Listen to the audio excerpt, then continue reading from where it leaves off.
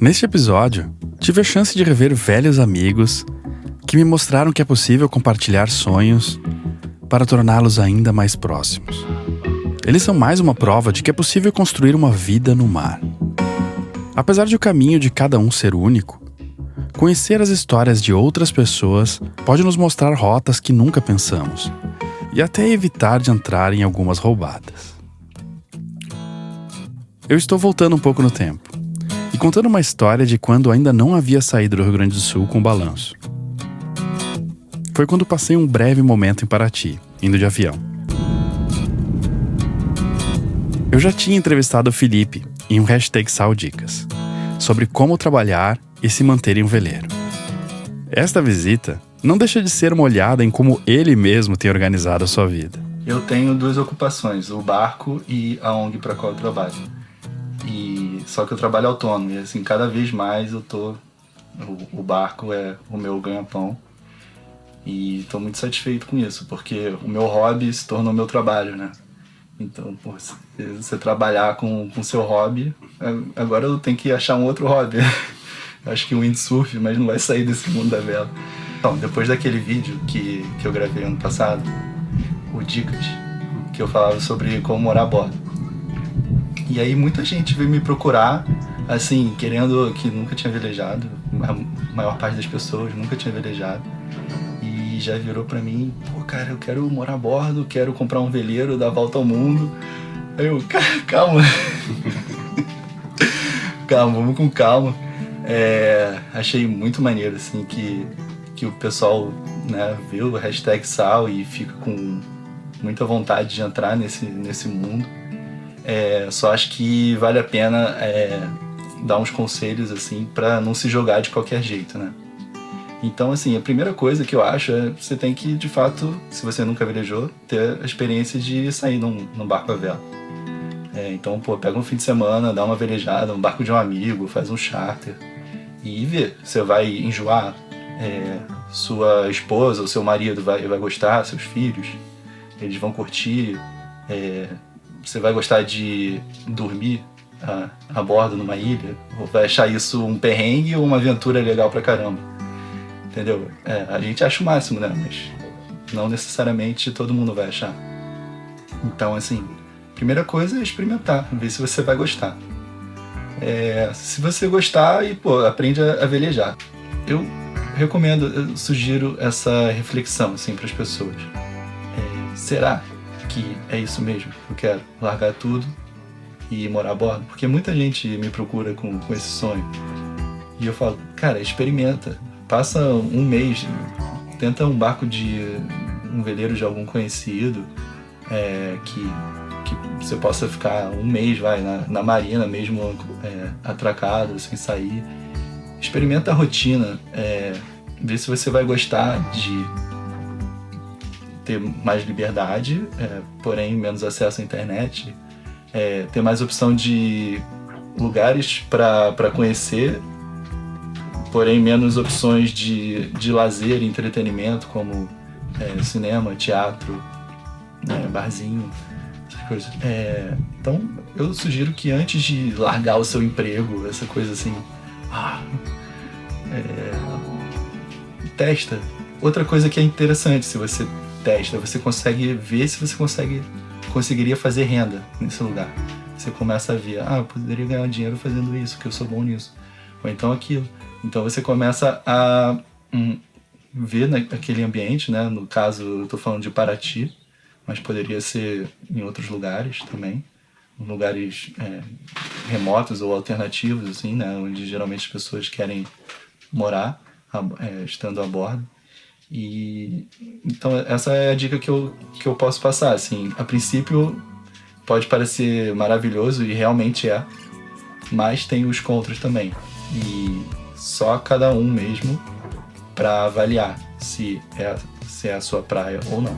O Felipe encontrou, na minha opinião, um equilíbrio muito legal entre as habilidades que ele tem e necessidades de pessoas que sonham em ter um barco por aqui. É uma história que tem muito a ver com o verbo compartilhar. Primeiro porque o seu pai agora também está trabalhando junto, morando a bordo e compartilhando o seu sonho. E porque a forma que acharam para se manter aqui é vender o uso compartilhado de veleiros, em cotas. Quando o Felipe era pequenininho, eu comecei a velejar cedo. O Felipe era pequenininho, daí eu comprei um Hobcat. Ele tinha, sei lá, 1 ano. Eu comprei um Hobcat e comecei a velejar o Hobcat. E depois, um pouco mais pra frente, eu comprei um Oceano, um 345. E o Felipe era pequeno também. E daí eu já trazia o Felipe, o Rodrigo, meu outro filho, para velejar, mas isso daí eles bem pequenininhos. E daí depois eu vendi o barco. E fiquei sem barco por muito tempo, né? E que daí foi uma história engraçada, que daí aí o Felipe, já macaco velho, já estava trabalhando e tal. Aí ele me ligou um dia: pô, pai, eu tô querendo comprar um barco, o que você acha desse barco? Eu falei: pera, que história é essa? Você nunca me falou de barco, agora tá falando de barco? Não, pois é, eu sempre me amarrei em veleiro, pô, aquele teu veleiro. Pô, você nunca falou nada. Não, pois é, eu adoro. Eu falei: negativo, você não vai comprar um barco sozinho, pô, vamos comprar um barco junto. Eu sempre quis ter um sócio, né? Eu sempre acreditei nesse negócio de você ter um barco sozinho. É meio complicado, você não morando no barco, é complicado, né?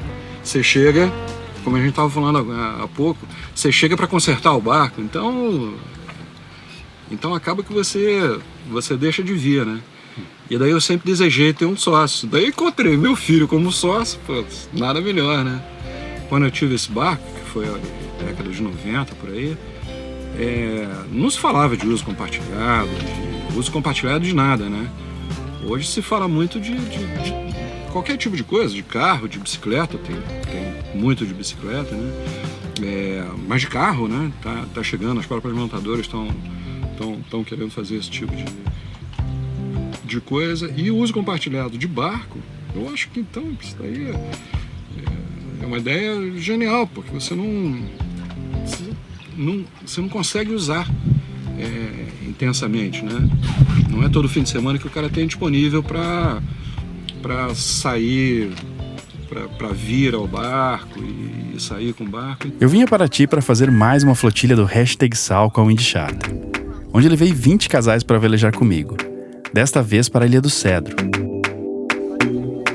É sempre uma coisa muito bacana, especialmente porque grande parte de quem vem aqui está dormindo pela primeira vez em um veleiro, trazendo a sua família. Eu sei que o #Sal tem uma grande responsabilidade por trazer tanta gente nova ao mundo náutico. E é legal mostrar alguns caminhos possíveis para quem está entrando. Novos velejadores estão entrando no mundo da vela. Não conhecem muito ainda dos problemas que pode haver num barco. Não conhecem dos custos relacionados a ter um barco. Ainda não sabem velejar tão bem.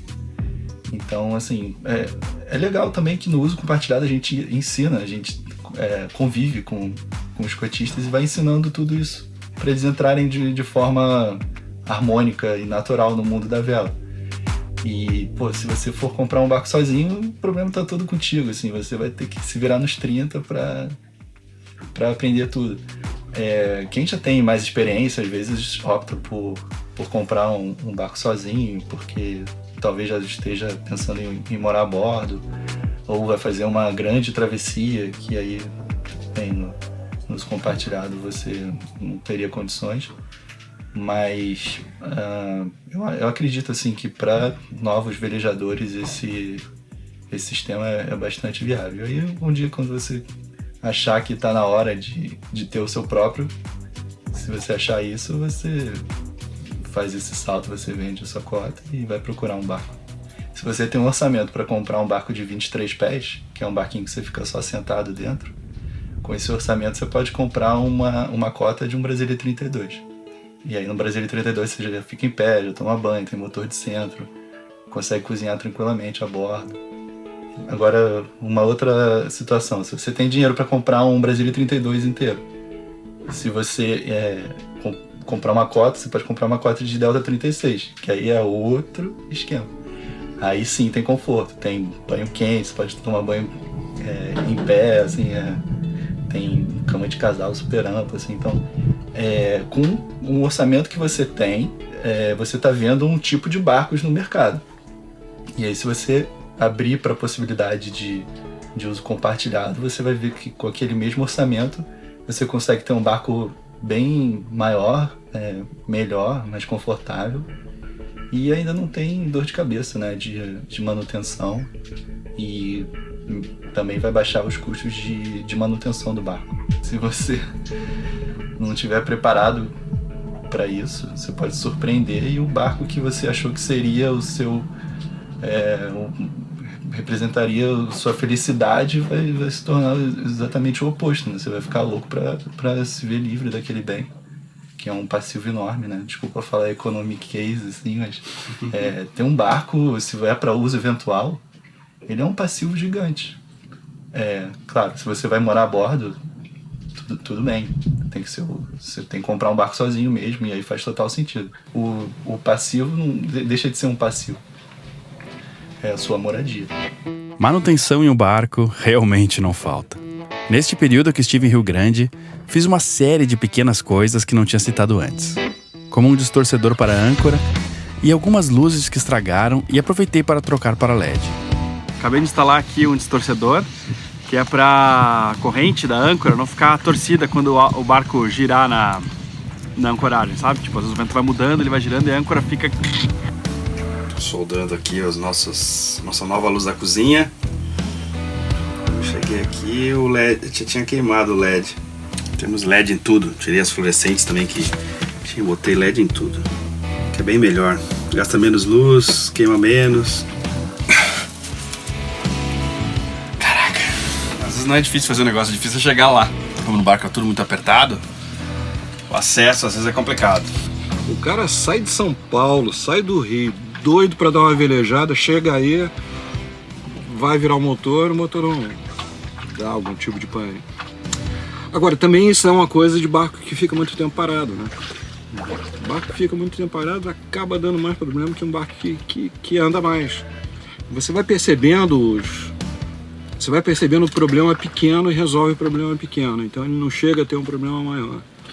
Você falou obviamente ele tem um problema maior também, mas a gente tenta perceber e antecipar. Eu acho que, vendo assim, pela visão do cotista, a gente tenta fazer um clima harmônico, então ele sente que tá indo pro barco dele, ele vê o barco como o barco dele, e ao mesmo tempo ele sente que não tá sozinho, que aquele barco também é querido por outros. E aí ele chega no barco e ele não tem que se preocupar. Ele chega, o barco já está prontinho para ele, roupa de cama feita, reabastecido. Então é só entrar no barco, sair para velejar. Então, e quando ele volta para a marina também, pode deixar bagunçadinho que a gente dá um jeito e tal.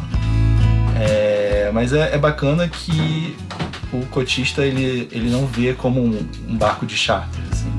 Ele tem carinho pelo barco como se fosse dele. E realmente, né? O barco é dele. Só que não é só dele, então a parte boa é que ele não gasta muito dinheiro e não tem que se preocupar. E o pessoal que é cotista com vocês, às vezes quer aprender, assim, aprende também junto? A fazer? Então, tem as pessoas que são curiosas e que têm vontade de mexer com o barco e daí mexem. Os cotistas? A gente tem um cotista que se amarra e meter a mão na graxa. e fica fazendo as coisas, porque é gosto do cara. Então, ele vê uma caixa de ferramenta, fica se amarra também, né? Então, e tem outros que nem nada. O cara não mexe nada, é mais aquele que tá mesmo a fim de curtir o barco como barco, como lazer, ele tá querendo velejar. A gente sonhava assim com formar novos velejadores para mostrar que é acessível o mundo da vela. E o Vanderlei, que é esse cotista, foi exatamente isso. Ele nunca tinha velejado. Acho que ele já tinha entrado em barco, mas talvez uma traineira, se não me engano. E aí ele se interessou muito pelo uso compartilhado, porque acho que ele via #sal, inclusive. Aí ele viu assim no uso compartilhado uma chance de entrar pro mundo da vela. E aí a gente, desde o início, ficou com ele, ensinou ele a velejar, e aí ele é super interessado em manutenção. E aí agora ele sai sozinho, sai com a família dele, e as filhas dele se amarraram também, me adoraram, assim. Eu tenho um carinho especial por quem trabalha e mora a bordo. Estamos no mesmo barco, e fico feliz quando o #sal ajuda a divulgar algo bacana, que dá novas ideias a quem sonha em um dia morar como nós. Cara, e como é que é trabalhar com teu pai? É bom, a gente conseguiu... Nós somos diferentes. Cada um tem um ponto forte, um ponto fraco. E eu acho que a gente tem conseguido dividir bem as funções para aproveitar melhor os pontos fortes de cada um. No começo foi mais difícil, né, pai?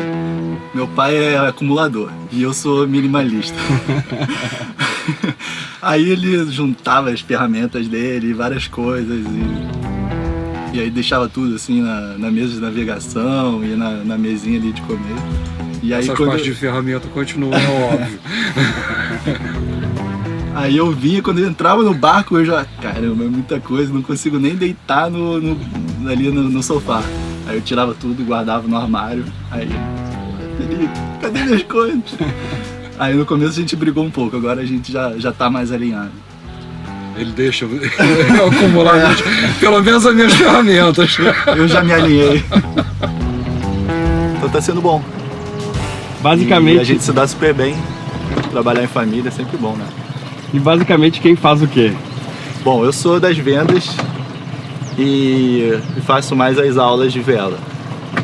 E ele tem feito o charter e a parte de manutenção. Quando a gente trouxe esse barco pra cá, a ideia era que a gente curtisse o barco e tal. E aí a gente começou a morar aqui a bordo e tal, e pô, não tinha nada pra fazer, tinha pouca coisa pra fazer. Aí a gente, pô, vamos começar a trabalhar no barco? Aí começou a ideia da Veleiros PNL. A gente começou a fazer charter, depois uso compartilhado, depois aula, depois hospedagem a bordo. Aí é legal, cara, a gente se ocupa, a gente ganha um dinheirinho e... Aqui é movido a café, a PNL. É, já foi movido a outras coisas. Opa, esclareça. Antes era cerveja, agora a gente tá geração saúde. Cara, é muito difícil eu negar café. Alguém me oferecer café, eu falo, não, obrigado, agora não. É. Assim, eu acho o seguinte, quando uma pessoa decide que tá na hora de ter um barco, ela tem que se fazer uma primeira pergunta, muito importante. Você vai morar a bordo ou você vai usar em final de semana ou eventualmente para o seu lazer e tal. Se você vai morar a bordo, faz total sentido que você compre o seu próprio barco. Agora, se você vai ter um uso eventual, cara, divida esse custo e a dor de cabeça das manutenções. Faça sociedade com um amigo, com um parente que curta velejar. Busque alguém que faça uso compartilhado. Assim, ter um barco sozinho para uso eventual é uma despesa e uma dor de cabeça imensa. Então, assim, acho que esse é um conselho que eu posso dar para as pessoas para gastar menos dinheiro e para ter menos dor de cabeça, né? Se você divide com um familiar, você pode falar pro seu parceiro, né, o seu sócio, que uma parte da manutenção é com ele e outra contigo. Então isso já quebra um pouco. Outra coisa, todos os custos vão ser divididos, né? Então comprar tudo por 50%, com 50% de desconto é melhor do que não ter desconto nenhum, né? E se você procura uma empresa que faça uso compartilhado, você ainda tem a facilidade de você chegar de São Paulo, do Rio, já encontrar o seu barco pronto para sair. Aí você só pega o barco, sobe velas, navega, joga o ferro numa ilha e acende a churrasqueira. Antes eu simplesmente não conseguia acender, ficava 3 horas. Agora parece que vai. Ver pai e filho trabalhando juntos assim me deixou muito feliz. Era um clima muito legal. Uma prova de que uma ideia que eu abracei há alguns anos quando comecei o #sal era plenamente viável. Viver no mar, do mar, para o mar. Eu acho que assim, antes de você vir pro barco, você pode ter uma ideia do que você vai fazer, mas só chegando aqui mesmo para ver o que o mercado local pede, o que as suas aptidões te levam a fazer, que atendem a uma demanda. Então a gente foi moldando, né, pai? A gente tinha mais ou menos uma ideia, a gente começou de um jeito, agora a gente já mudou o modelo de negócios completamente. O que a gente pensava no início era fazer charter, que mais ou menos é um lugar comum, meio que todo mundo faz isso, tal. E daí a gente percebeu essa possibilidade do uso compartilhado. Para resumir bem, assim, eu acho que não dá para você saber exatamente como vai ser a sua vida até você se mudar para morar a bordo. Você pode ter uma ideia, mas só estando aqui mesmo, assim, para você ir testando, ver o que funciona, ver o que você faz bem, o que as pessoas demandam mesmo. E aí você vai se moldando, assim. E, cara, com inspiração, né, que não falta aqui nesse lugar, acho que a chance de ter sucesso é bem grande. Assim. Então, quando golfinhos apareceram para coroar o nosso churrasco, o que mais poderia acontecer para melhorar? Foi mais ou menos nesse momento que me toquei o tamanho da saudade que estava de Paraty.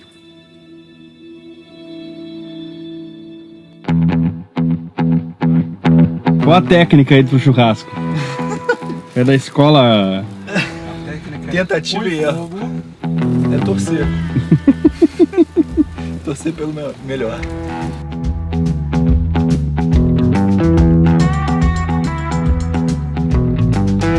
E aí, cara, qual a expectativa dessa carne aí? Pode estar ruim ou péssimo. Fé em Deus. Fé em Deus. Eu acho que o churrasqueiro tem que provar primeiro, porque Porra, se tiver ruim, só ele sofre.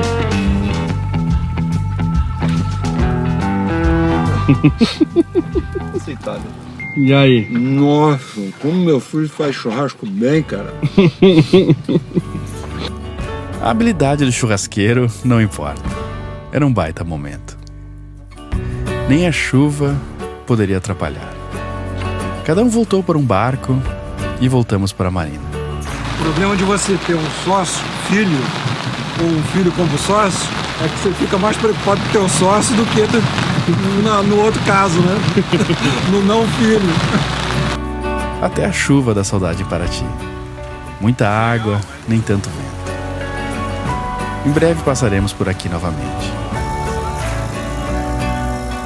No outro dia, quando acordei e estava indo embora, pude dar uma olhada no Brutus.